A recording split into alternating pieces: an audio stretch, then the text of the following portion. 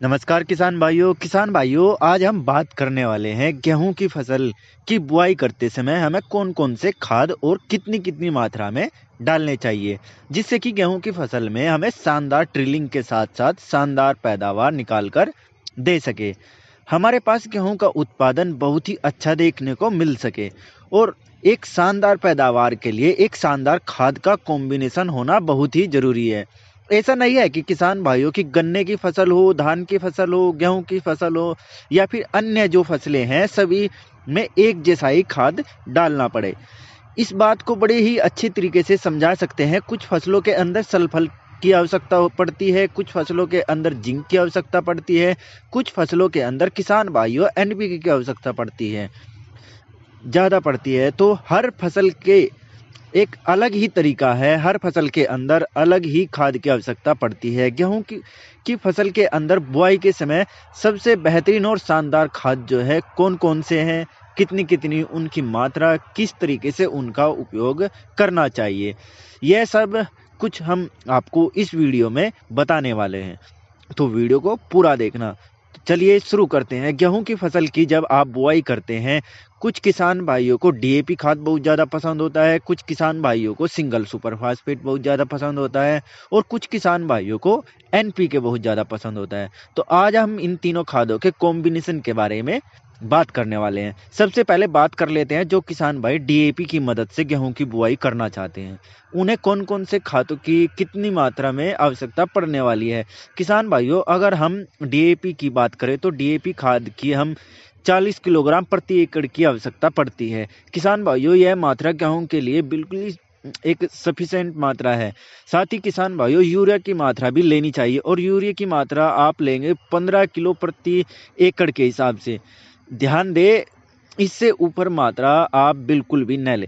तीसरी जो आपको लेनी है म्यूरेट ऑफ पोटास, जो कि पोटास हमारी होती है, यह भी एक बहुत ही जरूरी तत्व है। पोटास के बिना हमारे पौधा अच्छी तरीके से ग्रोथ नहीं कर पाता। पोटास की मात्रा की बात करें हम 15 से 20 किलोग्राम प्रति एकड़ के हिसाब से ले सकते हैं। तो इस प्रकार से आपके पास ये टोटल 3 खाद हो जाते हैं, डीएपी खाद, यूरिया खाद और ब्यूरेट ऑफ पोटास। इन तीनों का मिक्स करके आप गेहूं की बुआई कर सकते हैं। जो किसान भाई आप पहला पानी देंगे, पहले पानी पर आपको जिंक सल्फेट का उपयोग जरूर करना चाहिए, क्योंकि जब आप पहले पानी पर जिंक सल्फेट देंगे इससे गेहूं की फसल की बहुत ही अच्छी तरीके से ट्रेलिंग होनी स्टार्ट हो जाती है। लेकिन डीएपी के साथ में आप गलती से भी जिंक सल्फेट का प्रयोग नहीं करना चाहिए। दूसरे जो किसान भाई सिंगल सुपर फास्फेट की मदद से गेहूं की बुआई करना चाहते हैं, उन्हें कौन कौन से खाद कितनी मात्रा में लेने चाहिए। सिंगल सुपर फास्फेट की मात्रा किसान भाइयों वह लेंगे 80 से 100 किलोग्राम प्रति एकड़ के हिसाब से, इससे ऊपर की मात्रा न ले। साथ ही किसान भाइयों, आप जो यूरिया की मात्रा लेंगे 15 से 20 किलोग्राम प्रति एकड़ के हिसाब से यूरिया की मात्रा आपको लेनी चाहिए। साथ में म्यूरेट ऑफ पोटास, जो कि उसकी मात्रा 15 से 20 किलोग्राम ही रहने वाली है। यह एक संपूर्ण खाद बन जाता है। इसका प्रयोग यदि आप एक अच्छी पैदावार निकालने में काफ़ी ज़्यादा मदद करता है। अब बात करते हैं एनपीके के साथ में गेहूं की बुआई करना चाहते हैं। एनपीके की मात्रा लगभग 50 किलोग्राम प्रति एकड़ के हिसाब से लेनी चाहिए।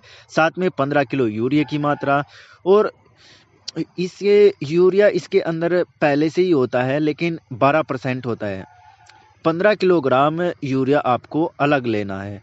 इसके साथ जो हमारा म्यूरेट ऑफ पोटास होता है उसकी भी 10 किलोग्राम की मात्रा आप डाल सकते हैं, तो और भी शानदार रिजल्ट आपको देखने को मिलता है।